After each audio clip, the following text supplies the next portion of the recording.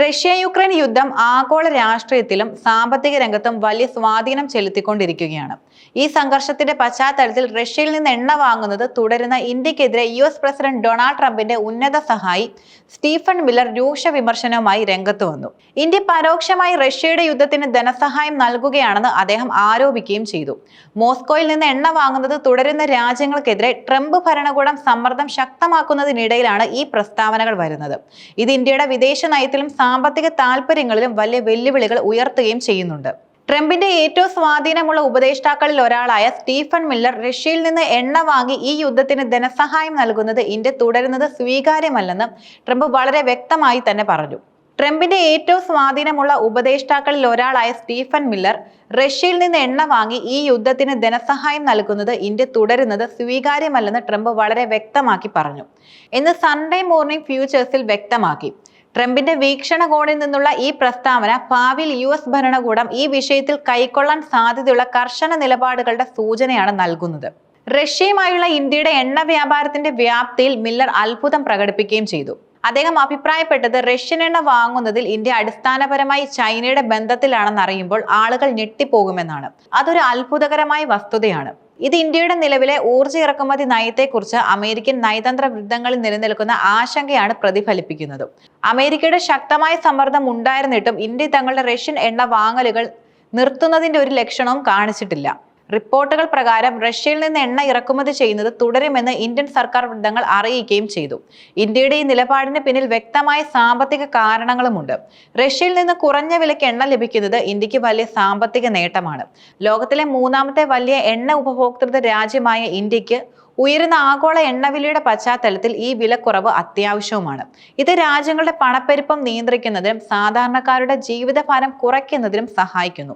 ഇന്ത്യയുടെ ഊർജ്ജ ആവശ്യകതകൾ പ്രത്യേകിച്ച് അതിവേഗം വളരുന്ന ഒരു സമ്പദ് വ്യവസ്ഥ എന്ന നിലയിൽ വളരെ വലുതുമാണ്. ഈ സാഹചര്യത്തിൽ ഏറ്റവും ചെലവ് കുറഞ്ഞ മാർഗങ്ങളിലൂടെ ഊർജ്ജം ഉറപ്പാക്കുന്നത് രാജ്യത്തിന്റെ വികസനത്തിന് അത്യന്താപേക്ഷിതമാണ്.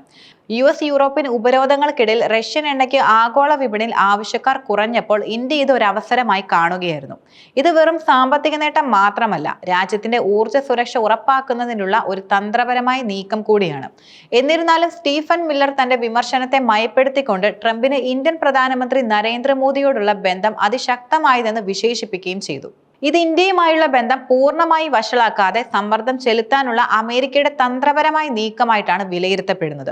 ഒരു വശത്ത് വിമർശനങ്ങൾ ഉന്നയിക്കുമ്പോഴും മറുവശത്ത് ഇന്ത്യയെ പോലുള്ള ഒരു തന്ത്രപ്രധാന പങ്കാളിയെ പൂർണ്ണമായി അകറ്റാൻ അവർ ആഗ്രഹിക്കുന്നില്ല എന്നതിന്റെ സൂചനയാണിത്.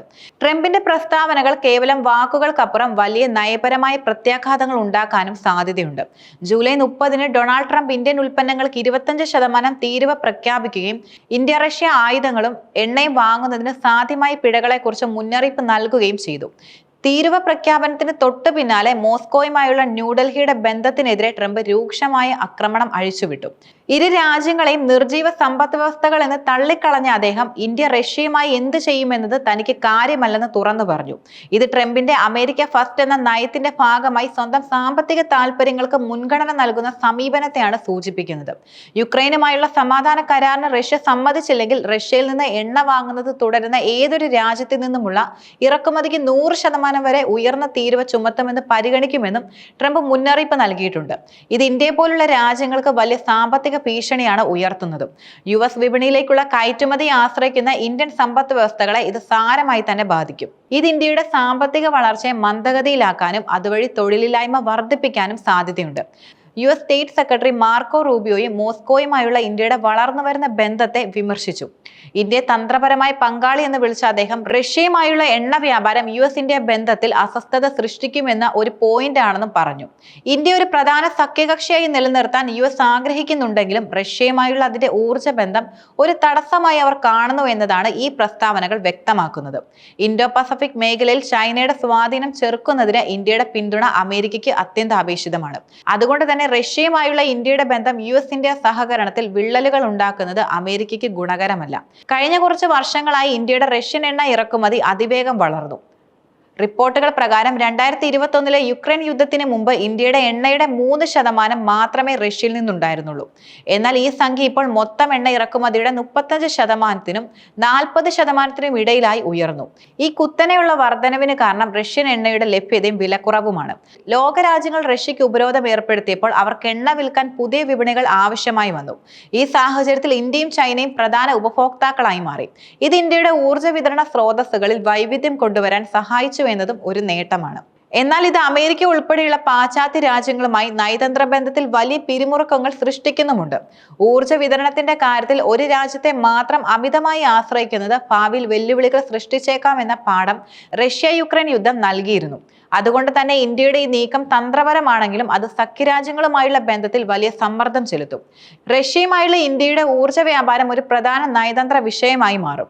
ട്രംപിന്റെ കടുത്ത നിലപാടുകൾ ഇന്ത്യക്ക് മേൽ കൂടുതൽ സമ്മർദ്ദം ചെലുത്താനുള്ള സാധ്യതയുമുണ്ട്. ഇന്ത്യയെ സംബന്ധിച്ചിടത്തോളം ഊർജ്ജ സുരക്ഷയും സാമ്പത്തിക താല്പര്യങ്ങളും പ്രധാനമാണ്. എന്നാൽ അമേരിക്കയുമായുള്ള തന്ത്രപരമായ പങ്കാളിത്തം ഒഴിച്ചുകൂടാനാവാത്തതാണ്. സാമ്പത്തികമായും തന്ത്രപരമായും അമേരിക്കയുമായുള്ള ബന്ധം ഇന്ത്യയുടെ ദേശീയ താല്പര്യങ്ങൾക്ക് വളരെ നിർണായകവുമാണ്. ഈ സാഹചര്യത്തിൽ ഇന്ത്യക്ക് വലിയ നയതന്ത്ര വെല്ലുവിളികൾ നേരിടേണ്ടി വരും. അമേരിക്കയുടെ സമ്മർദ്ദങ്ങളെ എങ്ങനെ നേരിടും, റഷ്യയുമായുള്ള ബന്ധം എങ്ങനെ മുന്നോട്ട് കൊണ്ടുപോകും എന്നതും വരും ദിവസങ്ങളിൽ നിർണായകമാകും. ഊർജ്ജ സ്രോതസ്സുകളിൽ കൂടുതൽ വൈവിധ്യം കണ്ടെത്തുക, റഷ്യൻ എണ്ണയെ ആശ്രയിക്കുന്നത് ക്രമേണ കുറയ്ക്കുക, അമേരിക്കയുമായി നയതന്ത്രപരമായ ചർച്ചകളിലൂടെ ധാരണയിലെത്തുക എന്നിവയായിരിക്കും ഇന്ത്യക്ക് മുന്നിലുള്ള പ്രധാന വഴികൾ. ചൈനയെ പോലെയുള്ള രാജ്യങ്ങളുമായി റഷ്യൻ എണ്ണ വിഷയത്തിൽ ഇന്ത്യക്ക് സമാനമായ താല്പര്യങ്ങൾ ഉണ്ടെങ്കിലും അത് അമേരിക്കയുമായുള്ള ബന്ധത്തെ എങ്ങനെ ബാധിക്കാതെ മുന്നോട്ട് കൊണ്ടുപോകുമെന്നത് ഇന്ത്യക്ക് കണ്ടെത്തേണ്ടി വരും. ഈ നയതന്ത്ര വെല്ലുവിളി ഇന്ത്യയുടെ വിദേശ നയത്തിന്റെ പക്വതയും തന്ത്രപരമായ നീക്കങ്ങളെയും പരീക്ഷിക്കുന്ന ഒന്നായിരിക്കും. ആഗോള രാഷ്ട്രീയത്തിലെ ഈ സങ്കീർണമായ സാഹചര്യത്തിൽ ഇന്ത്യ എങ്ങനെ നിലപാടെടുക്കുന്നു എന്നത് അതിന്റെ ഭാവിയെയും ആഗോളതലത്തിൽ അതിന്റെ സ്ഥാനത്തെയും നിർണ്ണയിക്കും.